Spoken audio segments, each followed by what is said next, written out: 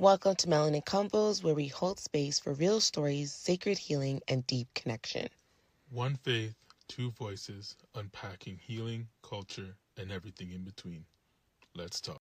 This is Melanin Convos, and today we're talking about transparency and vulnerability. We're looking at the differences between the two and how we can be more vulnerable and transparent, and just looking at how our faith and our culture sometimes can pose as a barrier for being transparent and vulnerable with each other, like in a marriage context and in relationship with other people. So first things first, let us define what we're talking about. I think that's really important. So how would you define vulnerability? Yeah, I think vulnerability is a very unique word, a very unique term. If I was to define it, I would say that it is the opportunity or the relational dynamic where you are allowing someone to see you and allowing yourself to be seen in a nutshell.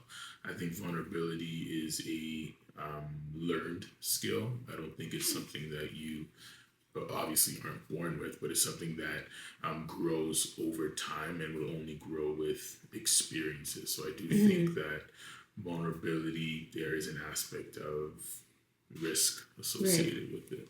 Yeah. And transparency. Transparency, I think, is just simply, in the simplest form, is just the opportunity to be honest with someone, but also honesty by way of relation. So I think transparency is a word used so that you can relate to someone, so that you can essentially step in their shoes, walk in their shoes, see things from their perspective, understand, validate things along those lines. That's how I would define transparency. Nice. I like, and we talked about this earlier, but I like, so we have a friend, her name's Brianna, and like in conversation, and I'm sure she said this like on her platform, that the difference between vulnerability and transparency is that vulnerability, you are taking a risk. You are sharing something with the risk of them judging you or not receiving what you said well. And so in you continuing to share and not knowing, you're taking a risk essentially.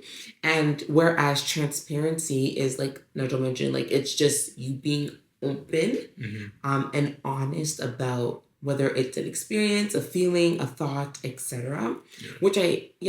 Which you can be transparent about something that doesn't cost you anything, and you as in the person who is sharing.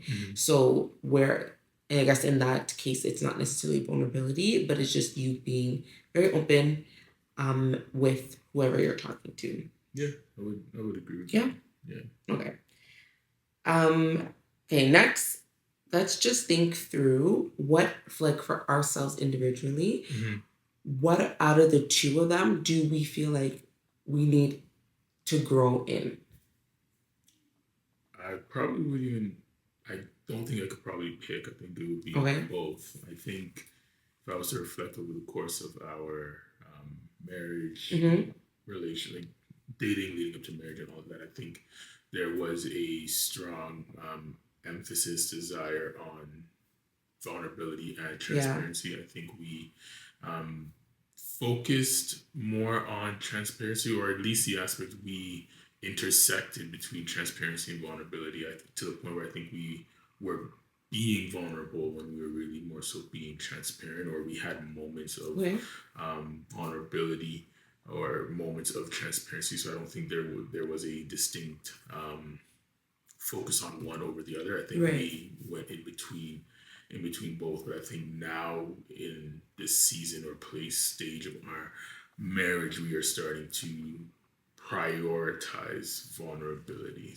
I think that's something that we are intentionally focusing on. I think that's intentional not only in our what's what I'm looking for, conversations, but also in our actions, also in our presence, so to say. What do you mean by that, presence?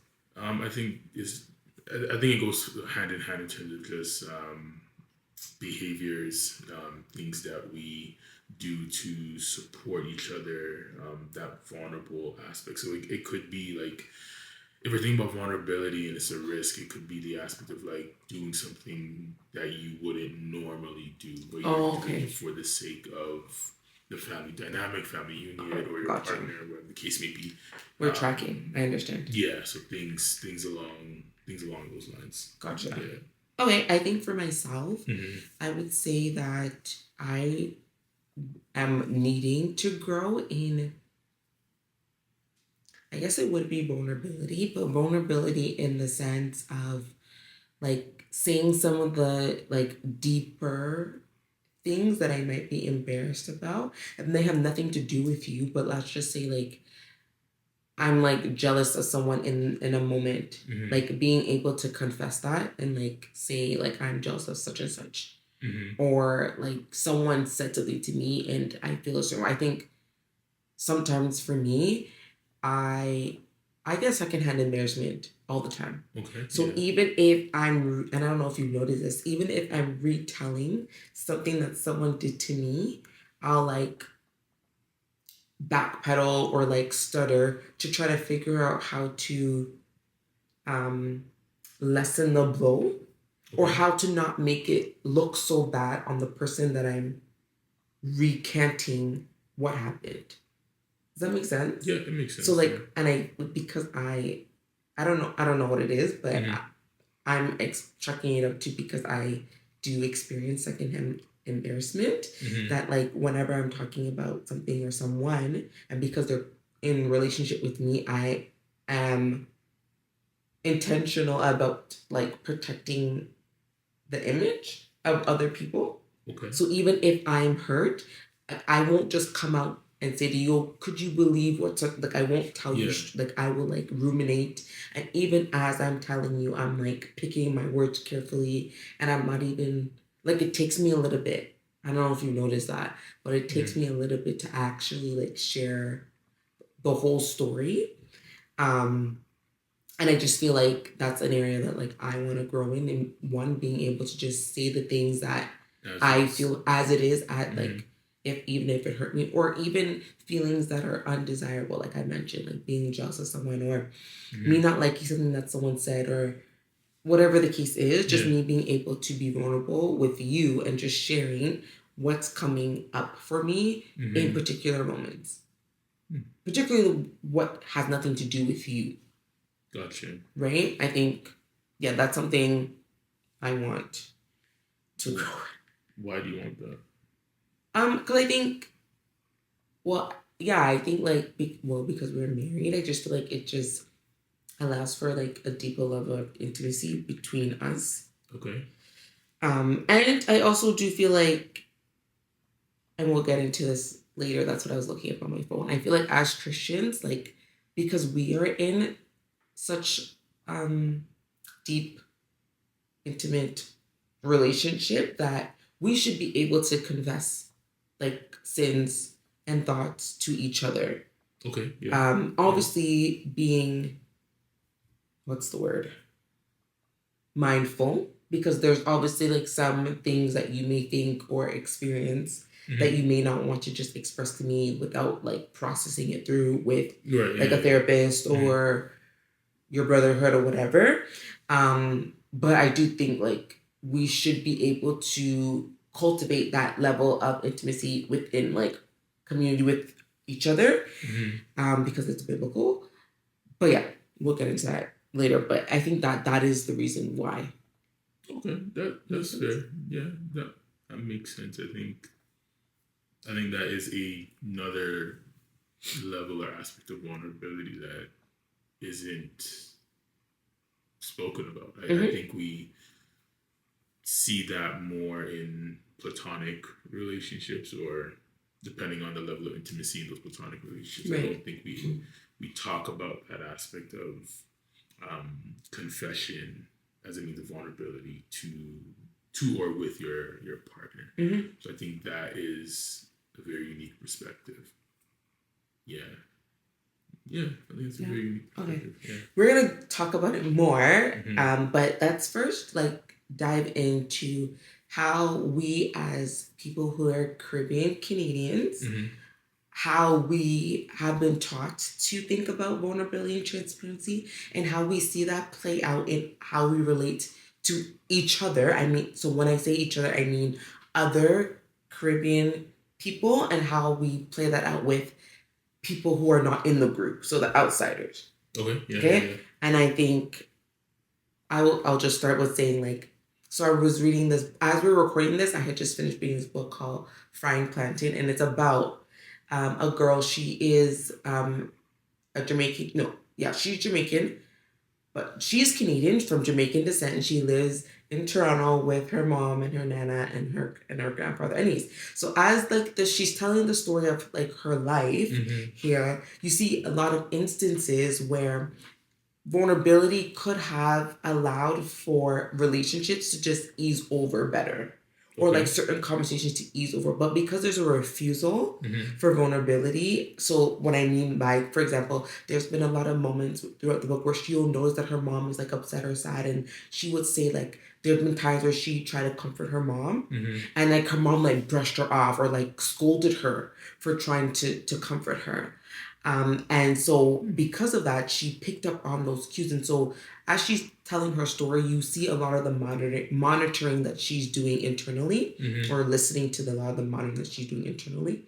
And it's just interesting that if like her mom accepting the comfort is the mom being vulnerable. Okay. Yeah. Right? Because for a lot of us, a parent showing a child any form of weakness is unacceptable. And you can't do that. And so I think for a lot of us, if we had seen our parents show weakness, I think one, it would allow us to see them as human without us having to go on this whole discovery and like therapy and all the things. We would see them as more human. But I also think it would open opportunities for like conversations. And I think that's the part where we are taught that we don't have conversations about a lot of things. Another thing she mentions in the book, and I think a lot of us can relate to, is like she noticed at a very young age that in order to keep peace, that you had to be silent. So there was no accountability. You didn't ask questions about people's behavior. She wasn't even sure how she could answer questions that were directed at her, like even simple questions. So she learned very quickly that in order to keep the peace, you just stay silent. Altogether. And I think that's something that a lot of us can relate to. Like, in order for there to be peace, in order for you to get through the day, in order for you to get through the experience, the Christmas dinner, the Thanksgiving, you have to keep silent and not ask questions or hold people accountable or do digging or anything, or no prying is allowed, in order for you to have some sense of sanity. Because even if you dare venture into questioning or asking questions, you're either scolded or like criticized, or like people will like, you'll just be lied to. And like that book, I think I'll do a book club on that book, because there was just so many things that came up, so many themes. But yeah, I noticed that like we are not, like you mentioned, vulnerability being a skill. We're not taught that, and it isn't something that's modeled either. Right.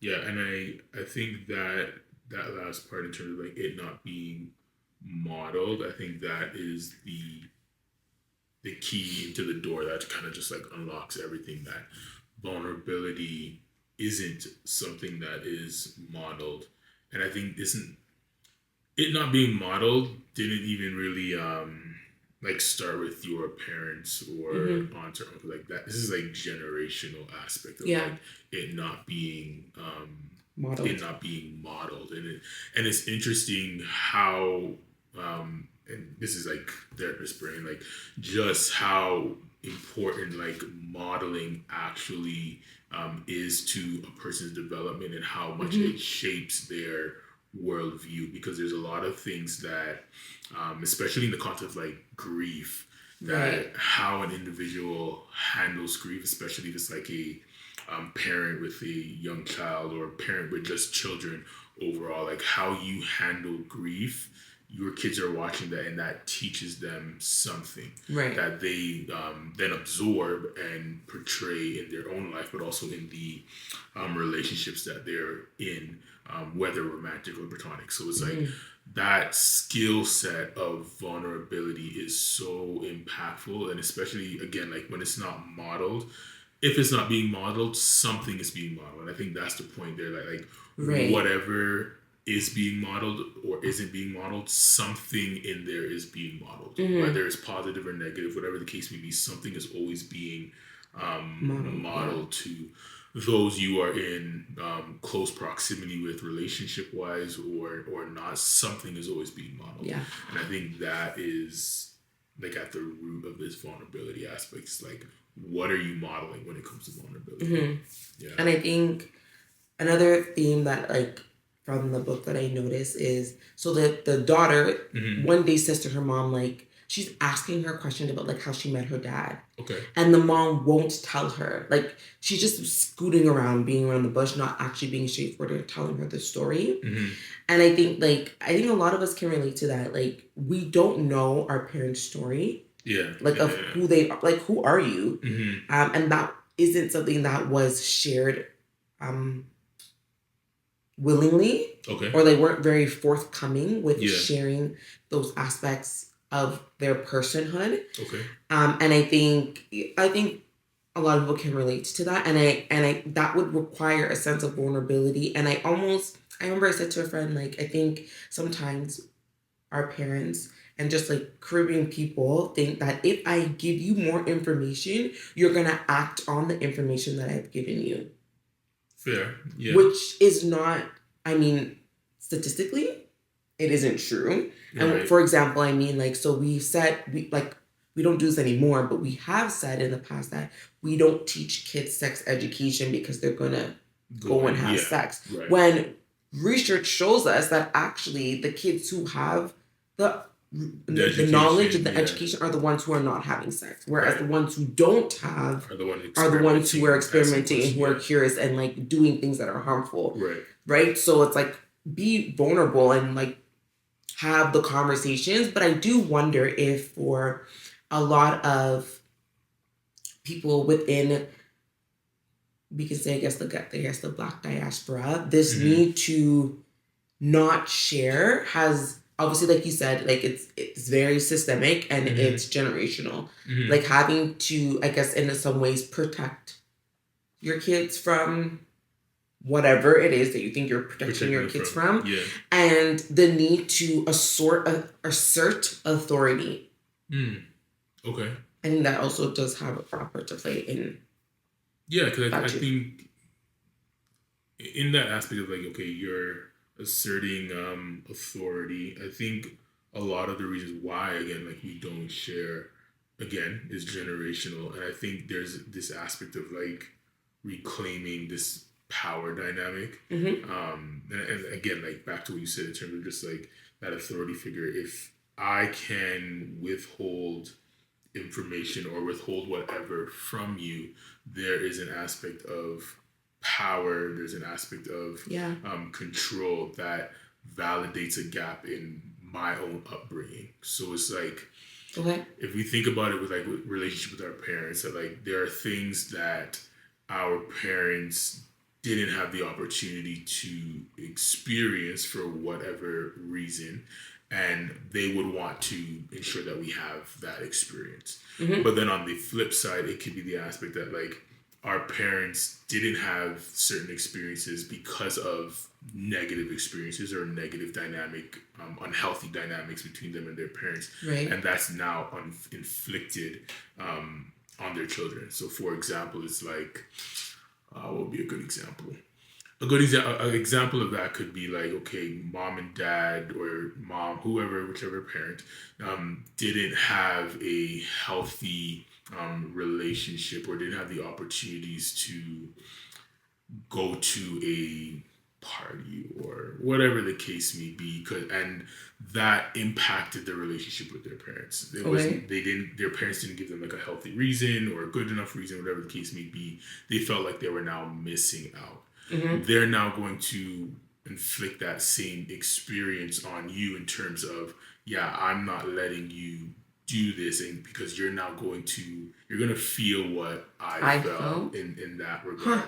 And I think that's such an unconscious experience that a lot of parents have, that and I almost see it in, I guess, my own parenting at times, that like there are things that our son gets away with that would have never happened when we were growing up. Mm-hmm.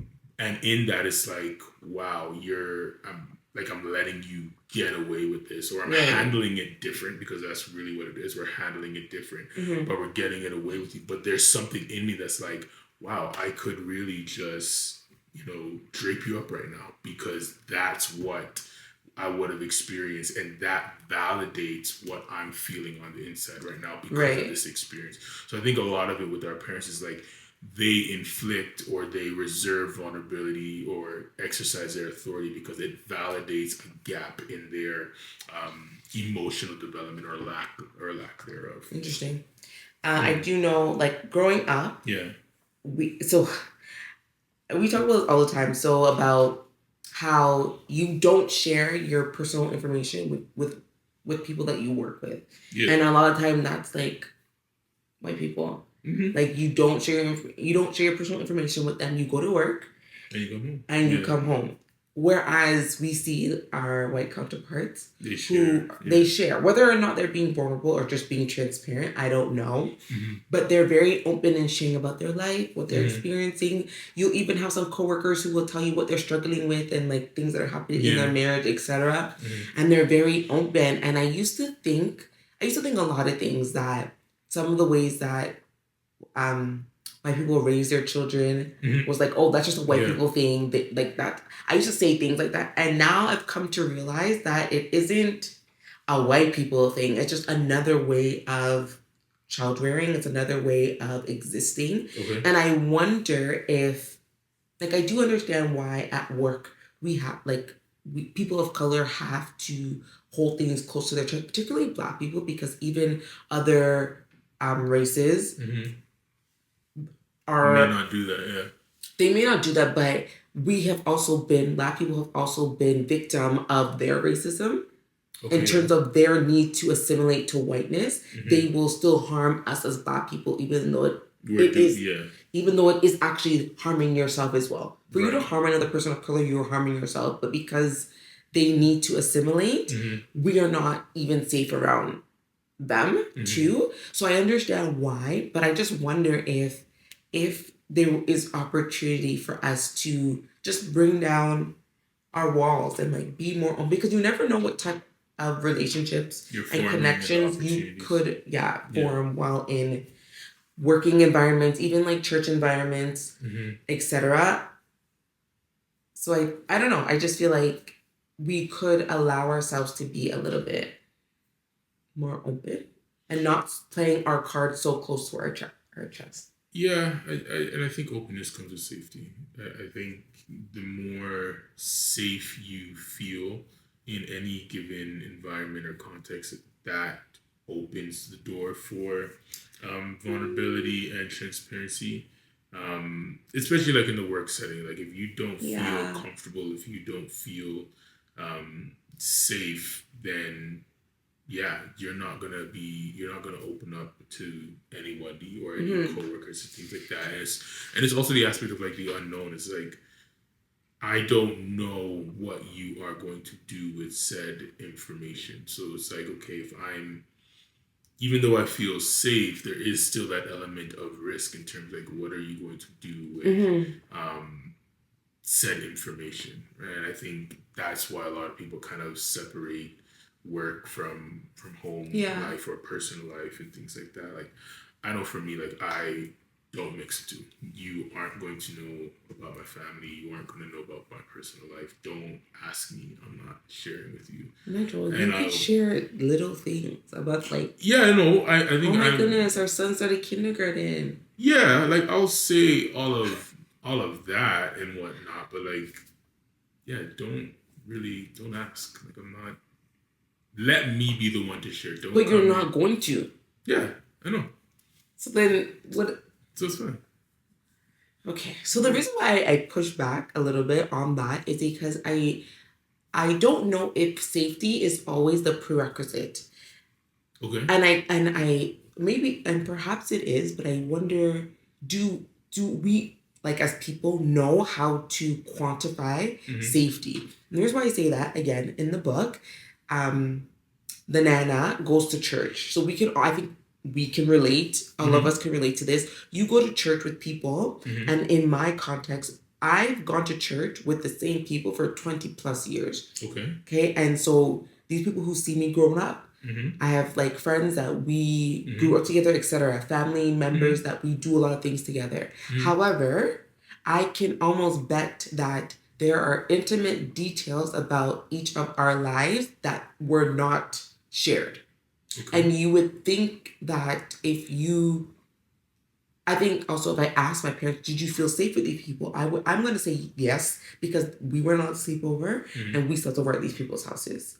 So I'm gonna assume that there was a level of safety, but when it came to how they related to each other, I don't know if it was that safety was the prerequisite, because I don't know. I don't think, and I didn't observe there being a sharing of, like, my kid did this, can you help me?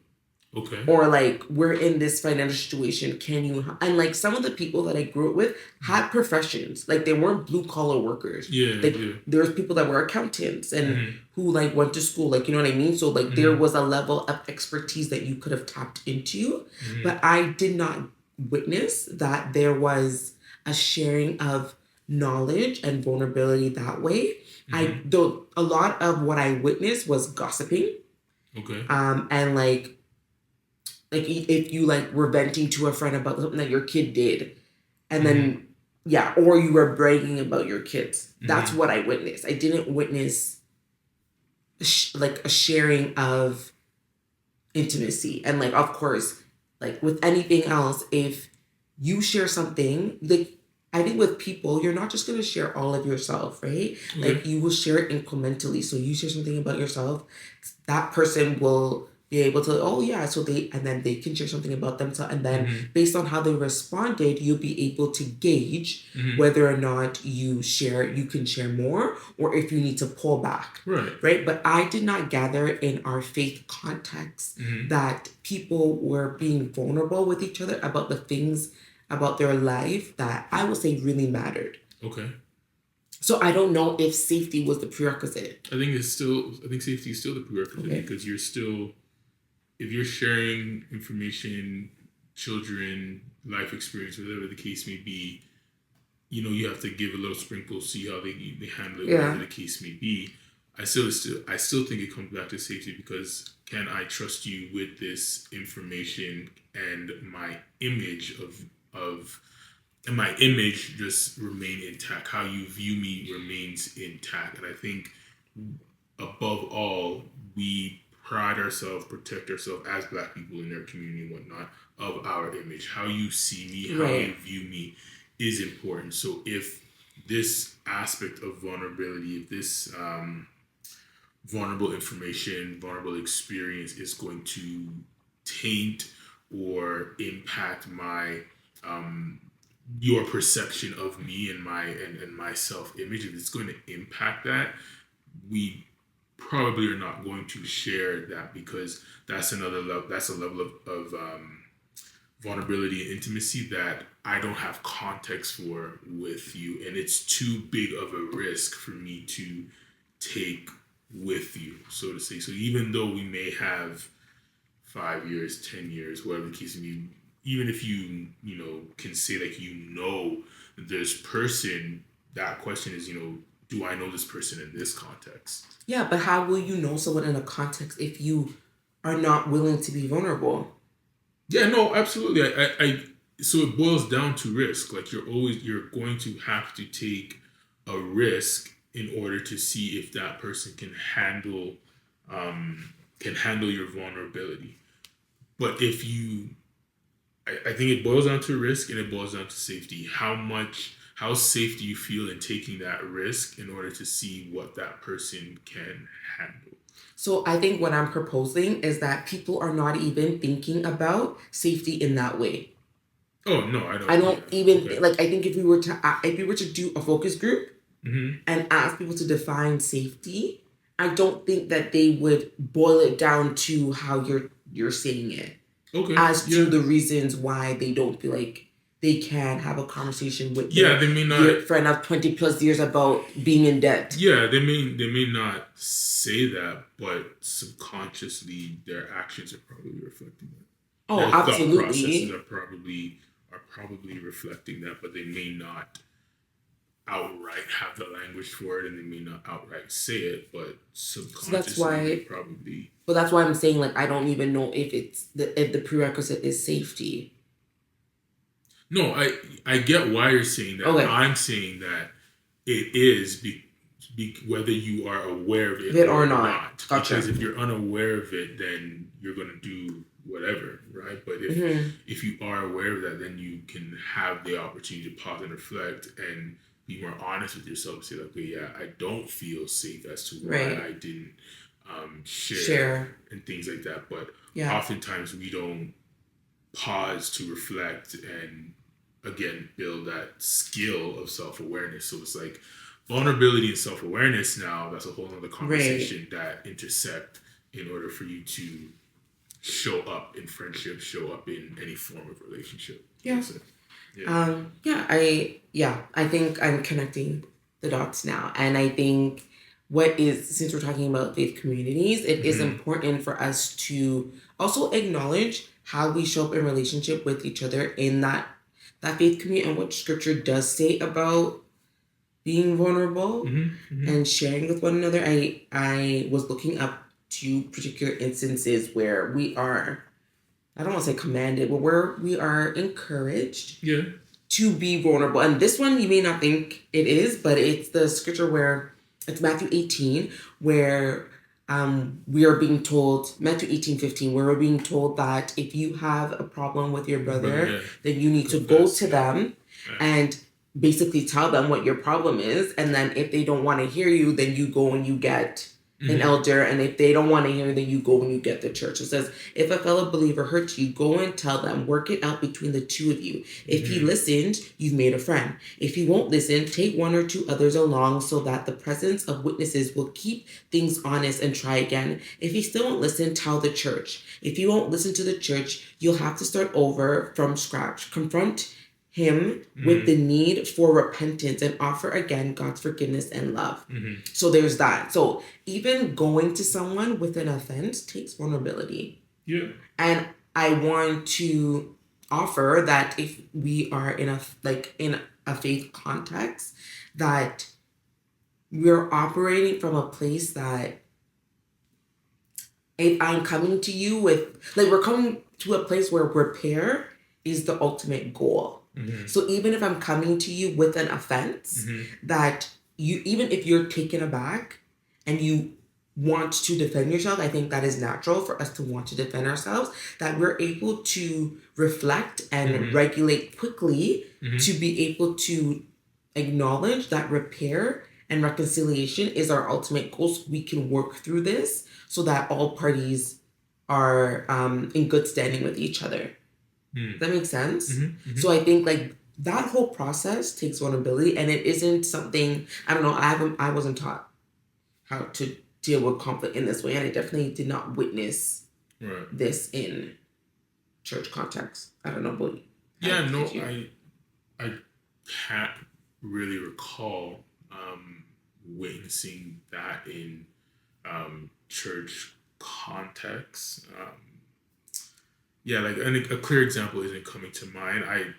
And I'll backtrack. I probably can't say that I can say, like, I didn't see it, but I can't say, like, it didn't happen. Yeah, absolutely. So I don't think I can. But it wasn't modeled for you. Yeah, no, Actually, I'm lying. I don't know if it was modeled for me. Like, definitely heard it preached about and whatnot, but I don't know if I could recall, like, a life situation where this was actually modeled to me. And I don't even think it was consistently taught or consistently expounded upon. So like, yeah, like I don't think it was something particularly modeled. Yeah, I lied. It was modeled. Okay. I would say it was modeled because I know that there have been instances, particularly with my dad, where if he didn't agree with something that happened within our local church, he would go go to the person or go to our pastor. And because of the organization that I grew up in, there were a lot of tiers to the organization, and there's a lot of accountability. And I know that there have been instances where my dad has written letters to like head office in the States and like all of that back and forth. So obviously, like, I didn't know, and I still don't know like the details to say whether or not it was reconciled or done well, etc. But I will say that going to someone that has offended you and going up the org chart has been something that has, and I think like we've had our own experiences of confronting people when we've been offended by something and like going through that process and trying to repair. But the other scripture that I wanted to share is James 5:16. It says, "Therefore, confess your sins to one another and pray for one another that you may be healed. The prayer of a righteous person has great power as it is working." So I think that this scripture in particular I don't hear preached about. Okay. I don't hear us doing small groups about this. I don't hear us doing like all the things about being in such sacred community that you are able to do that. Do you remember the time I was saying to you, like, I would love to be in a small group or just in community people where I think I was reading a book, and in the book they had talked about, they had like all of their not their financials, but like their budgets and their financial goals for the year, and they brought it to their group and they shared they shared it openly amongst each other, and how they all were holding each other account. And these weren't young people; these were older people. And this is one of the things that I'm saying. Like, it is our way of doing things that I think as Black people and Korean people that we have not been exposed to. And it's a way of doing life with other people. And I don't think we think that when we say we're doing life with people, we don't actually think we're doing it for the long haul.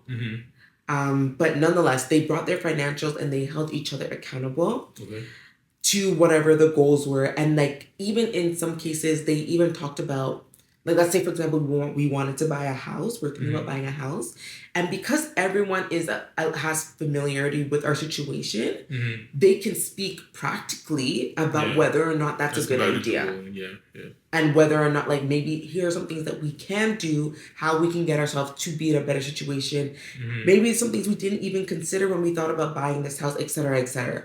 And I was saying to you, like, I would so love to be in community with people like that. What did you say to me? Do you remember? No. What did I say to you? You said no. Okay. You didn't say no, but you're just like, what? You were like, I could tell that it made you uncomfortable. Well, yeah, again, like, that's an aspect of vulnerability that wasn't modeled to me, and it's not something that, quite frankly, it's not something that I was sure that I would even have wanted. Yeah. I think that is, having that experience, it would be, of course, drastically different if it was like with a professional, like a financial advisor or something like that. I think that is something I could lean towards more, because I know you are a trained professional compared to someone that I am just in intimate, close proximity relationship with. So like, I can see value in both, but I think naturally there's an aspect where I will just lean more to the professional, because I think with that there's other things that I can guarantee with the professional. I can guarantee that aspect of like confidentiality. I can guarantee that aspect of you're going to almost do what I want in a way. Like, you're going to advise, but you're also going to, in you advising me, if I say I want to do this, you're going to do it. You're going to have to do it in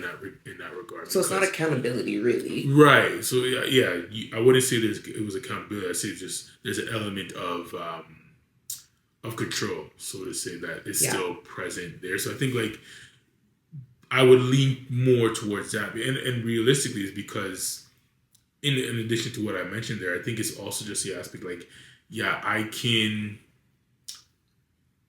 The word trust is coming to mind, so we'll go with that. I can trust that because there's a track record. That you're not going to get hurt. Yeah, you can say that. Yeah, with you a can trust that you're advisor. Not going to get hurt. There's a track record there. There's history there. Like I can trust that as opposed to trusting a group of friends, community, people that I'm in intimate relationship with to have. Not that they won't have my best interest at heart, but it's still the aspect of like, there's more risk in terms of hurt there. Yeah, I think the risk is hurt, not expertise. Okay, yeah. Because, yeah, like I think, because I think thinking about some of the people that are in our community even right now, it's not a matter of expertise. Okay. Because I think that there are a few people that we could say like they do have expertise. Yeah. But it's not a matter of whether or not I know that you know what you're doing. It's just a matter of how comfortable do I feel sharing this information with you when there is a potential of either you causing me harm, you viewing me a certain way, etc., etc. But I do think I think this is a level of sanctification. Yeah. To be able to be in community with people in this way. Yeah. Because again, it takes another level of vulnerability. It takes another level of your own commitment to serving the Lord. Your own commitment of being gospel-centered. Yeah. I need, you obviously have to be a mature Christian to be able to do this. Yes, I agree. Being able to say, we're confessing our sins one to another. We are being vulnerable and opening up our hearts about the deep things that we are feeling, experiencing, and have done or thought of doing with one another. There's a certain level of gospel-centeredness that you would have to have in order to do this. Yeah. And I sometimes grieve the fact that we spend a lot of time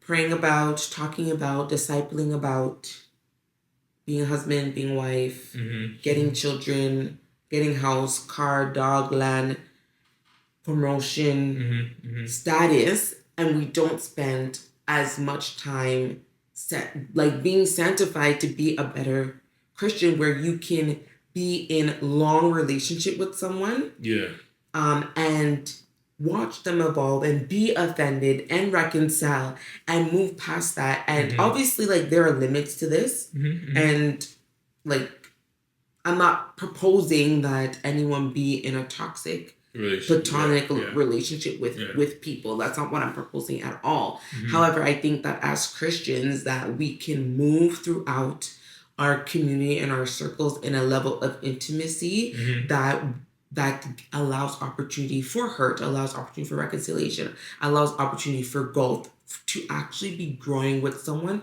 in the same manner that you grow with your spouse. Yeah, I agree with that.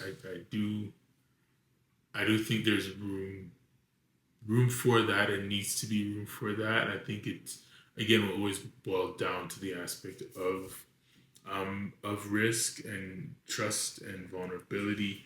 I think with that as well, there is that element of, how do I want to word it?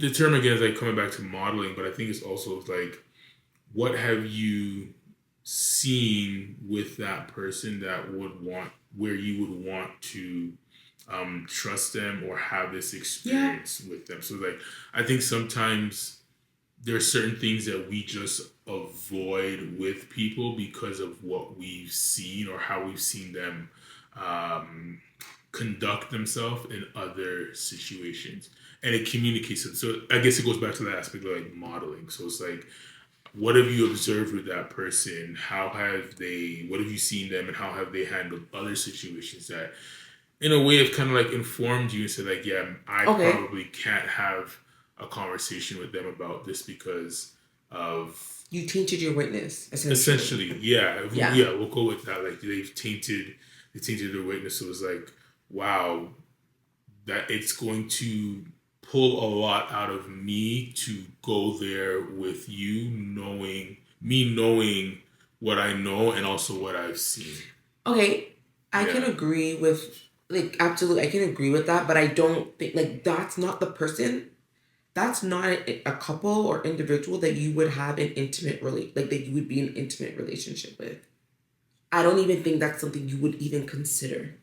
Okay. I would not even consider that as a viable option, because again, you've already tainted your witness, and what that means to me is, if I'm in a particular situation that I watched you handle, I cannot trust that you will be Christ centered, God honoring in your counsel to me. Fair, so you're not even someone I would consider being an intimate relationship like that with. But fair, but I think a lot of times that happens when you're already in a relationship with people, maybe in that context. So I think like you can be in intimate relationship with people and see how they handle something, and that communicates to you like, okay, I can't go there with you in that area. Sure. Right. So I think that's a lot of the situations people find themselves in, that I'm in an intimate relationship with people, and then I witness, see, hear, whatever the dynamic is, they handled a situation in a certain way, that then informs you or communicates you like, okay, I can't go there with you. Right. But I guess I can also offer back to my point of, if your brother did something that offended you, then perhaps this could be a situation where you go to that person and say, hey, I saw how you dealt with such and such and such, and that offended me. Like, can we have more insight, whatever. But I do want to say that the intimate community that I was mentioning with the finances, I think that they're, like, in order for them to, and then maybe I need to go find that book, but I think in order for them to get to where they have gotten, there was like, they must have been around each other and vetted each other prior. Okay. Like, I don't think this was, we go to the same church, let's have a small group. Like, I think they probably had been in relationship, whether that's they served with one another, they had been, their kids had, like, I think they had been in each other's space and watched each other for more than 5 years. Gotcha. Like, I don't feel like you just jump into this type of intimate relationship with people that you are not 100% certain of their behavior. Yeah. Right? So yes, I do think that, yes, there's an opportunity for you to be vulnerable and say, look, I saw how you dealt with such and such. Can we talk about that? Because that offended me. Gotcha. But I also do think that there's a particular level of vetting and walking with someone that I know that I was not taught or modeled how to do that. But I will also offer that modeling does not have to be something that you are watching someone do. I feel like a lot of things that were modeled for me are in the things that I've read. Okay. There's a lot of things that, like, we've talked about, a lot of things that I aspire for our family that I've never witnessed with my 2 eyes. Okay. And because I read about it, or I read the research, I did more research, and I decided that this is attainable, because I guess I'm a research-driven person. Yeah. So I find validity in research. So that is modeling to me, right? So yeah, I think that it is possible to be vulnerable and to experience these things. But again, if you were just walking out the blueprint on your own, like, it will be difficult, and rightfully so. But I do desire to eventually have, like, this level of community with people, because I also just want to be free. Okay. Like, I want to know what it feels like to not hide. Not hide from myself, not hide from you, and not hide from the people that I say that I love and trust. Like, I just want to feel free. No, I hear it. I hear it. And again, like, that's just going to take risk, and is also going to take time. I think that's something that, and I think I'm okay. Pace yourself and Yeah, it'll take time. I think I'm okay with things taking time. I think we need to learn to be more okay with things taking time socially. But yeah, it definitely will take time, and I think it is a level of love that Bell Hooks talks about in all of her books, all of her writing, because she writes extensively about how we love in community. So yeah. So lastly, how are we cultivating vulnerability within a family dynamic? Yeah, I think modeling. I think that really So how do we with model modeling, that? and I think that starts in between the parent dynamic and breaking it down for whatever age their child or kids may be. So I know for us, that's something that we were modeling prior to us becoming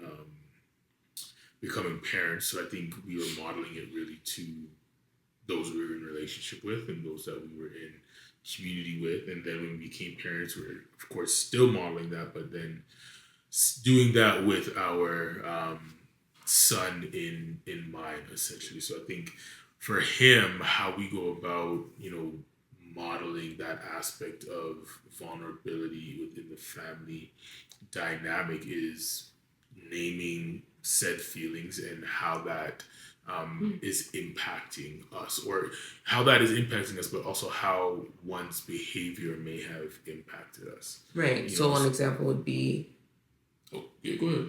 I was prompting you, but I guess an example would be like, okay, our son hit me today, and I'll tell him like, you hit mommy, and that hurt. Yeah. I don't like being hit. With that. Yeah, no, that would be that aspect, and I think it in that modeling in terms of like naming the emotion, how the impact is also then that aspect of repair. So I think for us, it's also modeling that there is repair in vulnerability. So repair, oftentimes, I'm kind of the one that leads that repair in terms, because I'm oftentimes the offense is being done to me. Yeah, so I'm the one that's kind of like leading in that repair, and repair for us isn't the aspect of what we experience in terms of that form of discipline with physical discipline. Is that even repair? Well, in their context, right? But we don't do that. So oftentimes repair is, well, not often, always repair is a conversation. Anytime that our son is being reprimanded or we are having redirected is probably the better word I should have used. It's a conversation. I always say like, yo, we need to go have a conversation. Do we need to have a conversation? And he knows right away that like, yeah, we're going to be talking about your actions and how that impacted your mother or said person, or the case may be. But in that repair is also that there's that vulnerable conversation in terms of like, help me understand why you did what you did. Help me understand what you felt, which led you to that action. And that's where the repair is happening, and that's where like that redirection is also happening. Right. Like, okay, you felt this, but this is what you probably could have done, and what we would like you to do in the same situation when it happens again. Does he get it right all the time? Yes and no. Sometimes he's able to take that deep breath before he is getting upset. Sometimes he's able to go and take space. Right. Other times he's too overwhelmed, too overstimulated, and just needs an outlet and does what he does. But essentially, like, that's how we lead with vulnerability. That's how that can be modeled and shaped. But I think that family dynamic. Yeah. I think also the person like who was offended, it takes me being vulnerable to not be upset anymore. Right. And like, so because oftentimes what would happen is our son does a good job of looking for repair. Like he'll come to whoever and like either ask for a hug or want to be close. I think young kids do this. And so, in me noticing his bid for connection, I need to be vulnerable and like put down my wall, allow myself to no longer be upset, to like offer him the comfort and the repair that he's looking for, and just being open to hear what he has to say. Obviously, there will be instances where I'm not ready, but I can communicate that and communicate like clearly that mommy is not ready to talk right now, but I'm not like, I just need a moment. But me being able to be open to like give him the hug or hear him talk is also me being vulnerable, because I don't want to talk to you, or I want to be upset more, and I want to hold on to that. But me being able to let that go and have the conversation with him is that's vulnerability. And I think, like, of course, I hope that not only will our son love research, but that we would have modeled it in real time enough for him that not only will he have it modeled, and like obviously research is important, but that he'll have a blueprint on how, because it was done often enough that he can make the connection, like make the dots to building out like his own plan for himself. And I don't know, I think as a man, as a Black boy, him being able to be vulnerable will just help so much with his ability to relate to other men, women, socially. Because we know it's hard out here. Yeah, that's accurate. I agree with that. That like he has to, or not even just him, but in general, there is that aspect of like, repair is important, and there are benefits not just in the moment, but long term, essentially, in terms of like being able to repair and being able to just have that moment where they can reflect and where they can be vulnerable, and understanding the different dynamics of vulnerability, because vulnerability isn't only about them, but it's also about those that they are in relationship with. So so hopefully, as well, most importantly, the two scriptures that I shared today, Matthew 15 and James 5? James 5 and 16. Hopefully, like, those two scriptures are something that you guys can meditate on, reflect on, and just really start to think about how you see vulnerability and transparency, and how you can be in spaces that help you to be more vulnerable, and just, like I said, be more free, and like you're not hiding from people who you say you love. Absolutely. So, of course, if you're not following us on social media, please follow us at Melanin Convos, and as well subscribe to not only all platforms being Spotify and Apple iTunes, but please follow us on YouTube so we can get those subscribers up. And please like, share with those that you are in relationship with and those that you are in community with. And as we always say, I hope this helps. Love them. Peace.